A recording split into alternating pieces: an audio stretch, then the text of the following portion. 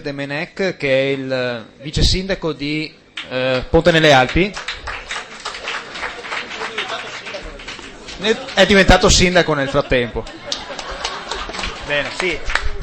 Abbiamo avuto il coraggio di scegliere anche a Ponte nelle Alpi, giusto? C'è il mio capogruppo qui. Nel senso che la situazione era simile anche a Ponte nelle Alpi, no?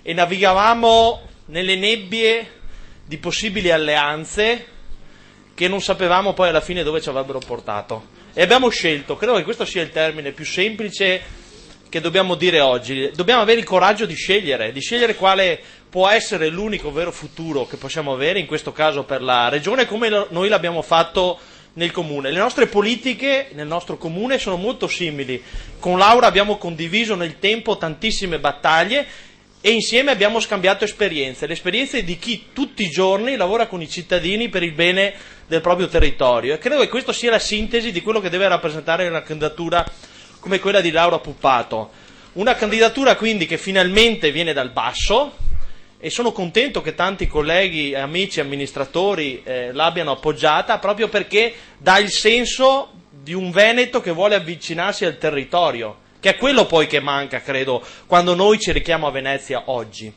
Un Veneto che si avvicina al territorio e che ha attenzione al territorio e capisce la diversità. Noi proveniamo da una provincia che è piccola, che spesso non è considerata dal resto del territorio, ma che ha anche una grande volontà di alzare la testa. Io questa mattina, insieme a tanti colleghi sindaci della provincia, proprio nel mio comune, abbiamo organizzato una grande manifestazione di protesta, perché continuano a chiuderci gli uffici postali. In un territorio di montagna, dove da una frazione all'altra ci sono 30 km di strada, oggi con la neve, voi potete capire cosa vuol dire chiudere. Vuol dire dimenticarsi di un territorio, dire che quel territorio non è produttivo e pensare a altro. Il Veneto non può essere questo, credo. Il Veneto deve considerare che chi sta in montagna non soltanto per i propri interessi o per la propria genealogia o perché è nato lì, ma sta in montagna anche per preservare un territorio che poi viene usato da tutti i veneti, anche dalla pianura.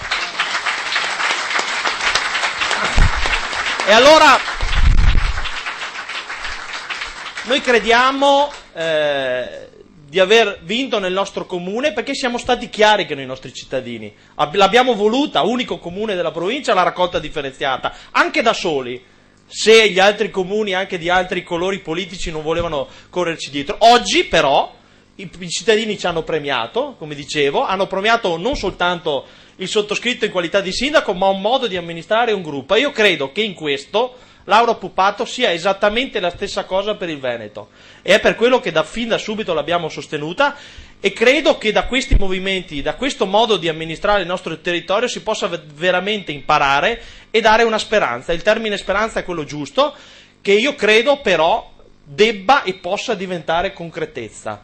E quindi io giustamente chiudo molto velocemente perché capisco che i tempi tecnici, però ci tenevamo come territorio a essere presenti. Come avete visto, anche il nostro segretario provinciale si è sbilanciato, contrariamente a quello che fanno i tanti dirigenti del partito. Io non sono abituato a restare su un partito, probabilmente a essere su un partito, e sono appena entrato nel PD, provengo da quella parte della società civile che ha cercato di fare il bene del proprio territorio, e quindi mi amareggia che ogni tanto anche i nostri dirigenti abbiano poca capacità e volontà di scegliere in maniera aperta. Poi può essere anche che il candidato non sia la Puppato, lavoreremo per qualcos'altro, però dobbiamo tracciare una linea, dobbiamo tracciare e alzare la testa perché abbiamo un'alternativa.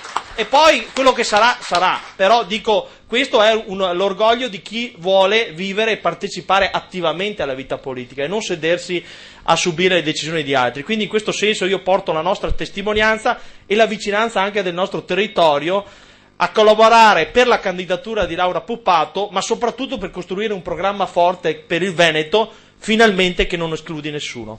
Grazie.